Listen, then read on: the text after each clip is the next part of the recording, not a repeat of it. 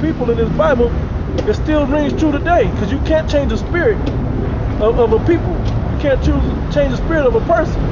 They're going to continue being that same way forever, because there is reincarnation. Come out here and dare us to prove it. We're not going to just prove it for you over the thing. Come out here and dare us to prove it. And then we'll show you exactly in the scripture how there's reincarnation, and your spirit never changes. It's the same spirit that keeps being reproduced over and over, regardless what your flesh looks like. A spirit can be broken, but it can't be changed. Right. Because your spirit is an energy, man. Right. Energy, you can't take away energy. It's what they say. It's transferred, man. Right. You can't destroy energy. It's like they say, like there was a phrase, I don't know if it's in the scriptures or not, but it says energy can't be destroyed, it just changes shape. Yeah. You know? And that it goes from within somebody's body, which creates them to be living, and then when it leaves their body, it goes to the Most High and kind of waits there to be sent down to another set of flesh. Yeah. You know? And that's just the way it works. Yeah. I mean, in a nutshell. It says, Genesis 25 and 28, and Isaac loved Esau because he did eat of his benefit. Right, Isaac loved him because he gave him stuff. He was his oldest son. He didn't know what was about to transpire. He just, he loved his son. But Rebekah loved Jacob. Right. And Jacob saw it potted, and Esau came from the field, and he was faint. All right, now this is the part where he's starting to prove that he has no faith, and that still rings true today. He came from the field, this is talking about Esau, came from the field, and he was faint. And Jacob was dwelling in a tent, cooking, making sure food was ready for everybody to eat later on. When Esau was out hunting, maybe he was hunting the meat for the house or whatever, but he was out hunting, and now he was tired and faint.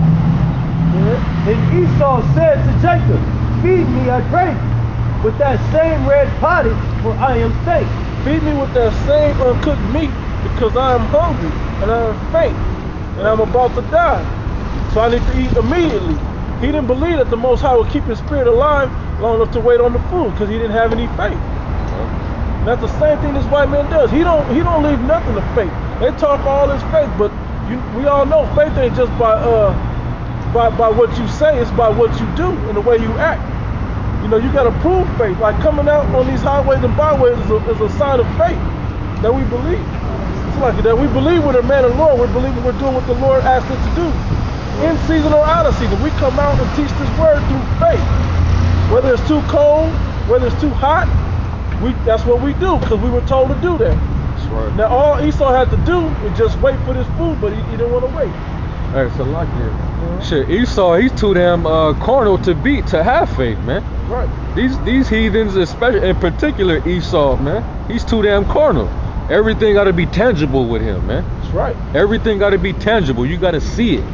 That's how this devil operates. That's why all his scientists, unless they prove something, they don't even believe that shit, man. That's the nature of Esau, man. The so-called white man. He's tangible. Nothing spiritual about him. Go ahead, bro. Hey, so like it, because that is another aspect that Esau loved, that medium rare meat, man. Right. Because another descriptor. I used to get into it with this one nigga, man. He was talking about who said he looked up the word pottage, and I was talking about like lentile soup and shit, man. But when you go to I'm getting real fast. Hebrews 12 and 16. It says, lest there be any fornicator or profane person as Esau, who for one morsel of meat sold his birthright. Right. So that lets you know it's medium rare meat. For one morsel of meat sold his birthright. That's exactly where we're headed right now. But just like the brother was saying, that's another description of the so-called white man. Right. He like medium rare meat, man. He loves his stuff uncooked, and that's what I'm saying. It never changes. It never changes. The spirit of these people never changes. The Most High set them up from Genesis to be the same way throughout time. If you really want to go back even further, as a serpent, he didn't believe in what the Most High says, like the white man don't believe now. He should have known that he wasn't supposed to talk to Eve, because he was the spirit of the serpent, which was a man. He was that spirit of that man that spoke to Eve when he know he ain't supposed to be speaking to Eve. like Eve ain't supposed to be listed. But both of them went off with that. Yeah. You know? Adam didn't go off with that. They both went off with that. The spirit of that serpent man, which came down to be, you know, into this white man, which we're talking about Esau right now. Alright, so this is Genesis 25 and 30. And Esau said to Jacob, feed me, I pray, with that same red pottage, for I am faint. Therefore was his name called Edom. Because Edom without a Y means red, right? No. Go ahead. And Jacob said, sell me this day thy birthright. And now let me tell you, now that's another descriptive thing about Jacob, the so-called Negroes, Latinos, and Native Americans. He told him a ridiculous joke. Like, oh yeah, okay, well, sell me your birthright. If you really want to eat, sell me your birthright. Yeah. That's a joke that Esau should have never. Oh, get the fuck out of here! I don't know. I'm not selling my birthright. Yeah. And the Most High looks well upon our Father. I'm not gonna give that up.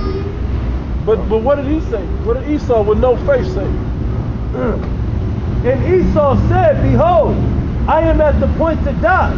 And what profit shall this birthright do to me? How carnal is that? I'm at the point to die, so what's the point of me even having this birthright?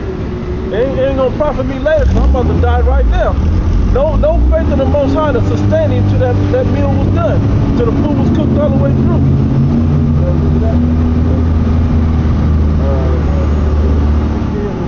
And Jacob said, swear to me this day, and he swore unto him. Now Jacob said, wait a minute, you serious? Okay, well, swear to me this day, meaning that on something. Put that on. Put that on something. Put that on your mind. Put that on something. Put that on your life. Yeah. Put that on your life right now. That you'll sell me your birthright right now, and I'll give you this food. He looked serious about it, so he said, okay, do it right now. And what did he do? He did it. Like a dumbass. And he swore unto him, and he sold his birthright unto Jacob. Then Jacob gave Esau bread and pottage of lentils, and he did eat and drink, and rose up, and went his way. Now that's good on that. Now go to 27. Now let me say this real quick. Now how dumb is that? He sold his birthright for one meal. His whole, and now the birthright is going to be being able to eat forever. To have eat and drink and dominion over the earth forever. But he sold it for one meal. For the right now meal. He ain't looking for the future at all. He sold it for right now. Go ahead, bro. This is Genesis 27. Go up to where Isaac describes the birthright. Because I'm going to just say this so we ain't got to go too deep into it. But basically what happened was Jacob dressed up like Esau because Isaac was about to die.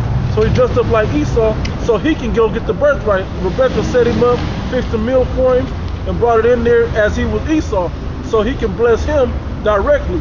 Because she understood the prophecy back from Genesis that the younger was supposed to get it, not the elder. Go ahead. This is Genesis 27, and I'm going to start at 36. And he said, is not he rightly naked, Jacob? For he has supplanted me these 2 times. Has he not rightly named Jacob? Because he has supplanted me these 2 times. Wait, is it a little higher than that? No, it's up a little higher. It's up a little higher where Isaac is actually delivering the blessing.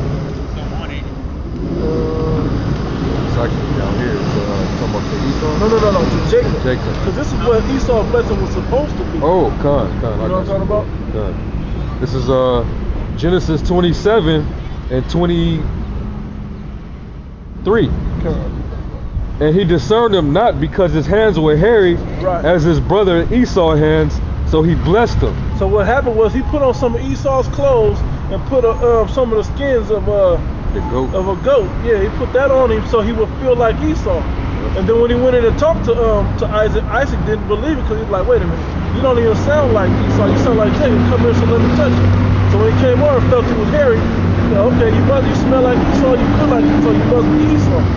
And you got the pottage of lentils like I like. Okay, cool. Go ahead, brother. And he said, art thou my very son Esau? And he said, I am. And so he supplanted even his brother Isaac. And that's why he was named Jacob, because he was meant to do that. To fulfill prophecy, though. Given back in Genesis the 25th chapter. Go ahead. And he said, bring it near to me, And I will eat of my son's venison, that my soul may bless thee. And he brought it near to him, and he did eat, and he brought him wine and drank. And his father Isaac said unto him, come near now and kiss me, my son. And he came near and kissed him, and he smelled the smell of his raiment, and blessed him, and said, see the smell. Because he smelled like Esau, so everything's lining up like Esau. He came with the venison like he asked. He fed him, so he's good in food. He felt like because he was hairy, and he smelled like he needed. So it was a perfect prophecy of supplanting Isaac and Esau, really. Hairy, stinky motherfucker. Right. Hairy, wet dog ass motherfucker. Right, because that don't change either today. Yep. Y'all still stink like wet bologna. Yep. You know what I'm saying? Go ahead, Al. And said, see the smell of my son is as the smell of the field, of a field which the Lord hath blessed. Therefore the Most High Power give thee of the dew of heaven, and the fatness of the earth, and plenty of corn and wine. He said, give you of the dew of heaven. Meaning everything, not in the same sense. He said the D-E-W, meaning like the moisture of heaven. Everything that falls down upon you is going to be blessed. Right. You know, everything that you do, D-O, everything that you do is going to be blessed. Yep. You know? So that was the blessing that he gave. He gave that, he gave corn and wine. And what was the other one? He said, up above, it said dew of heaven. The fatness of the earth. And all the extra stuff for the earth is going to be you. Everything, so that's basically the whole earth. You're going to have dominion over the whole earth and be able to control everything. Yep. And that, you know, that goes deeper into like spiritual power and all of that, and vibing with the animals and everything else. But to keep it basic, he gave him everything that the earth entrails. And so my point was connecting that with Genesis, the 5th chapter, was Esau sold his birthright for one meal when he was about to be blessed with a multitude, just an endless amount of food with the whole earth, with corn and wine, meaning drinking and food. You was always going to be able to eat and drink, you know, and control the whole earth. Continue. Let people serve thee, and nations bow down to thee. Everybody's going to serve you and bow down to you. Well, look how beautiful this blessing is. This is a glorious blessing that he sold for a morsel of meat, of uncooked meat. That's no faith. I need to eat now because I'm not going to be able to get the gift I'm going to get later. That's the whole spirit that these white people even put out there with Christmas. You know, they don't want to sit around and get gifts all year. They want one day to get a gift. You know, show me you love me on Valentine's Day only. No, Jacob was trying to been showing it, you know, cooking and all that, because that's twice Jacob can cook. Oh no, Rebecca might have cooked. Go ahead before I go on. Be Lord over thy brethren, and let thy mother's sons bow down to thee. Cursed be everyone that curseth thee, and blessed be he that blesseth thee. Right. And it came to pass, as soon as Isaac had made an end of blessing Jacob, and Jacob was yet scarce gone out from the presence of Isaac his father, that Esau his brother came in from his hunting. Yep. And he also had made savory meat, and brought it unto his father, and said unto his father, let my father arise and eat of his son's venison, that thy soul may bless thee. Now he's happy to get that blessing. He's in there cooking up with that and everything else, thinking, okay, I'm about to get this blessing. So he about to die. It's the same thing with these white people and their inheritance. They can't wait to be good at the time that the will is being written. You know, but as soon as they die, they don't give a damn about nobody. They the best son or daughter before all these other times. But when it comes down to getting that blessing or getting something out of it, they the greatest kid ever. But when it comes to actually showing who they really are all the time, or they don't get what they want, that's when they show their ass. Who they really are, their real spirit, that they don't give a shit about.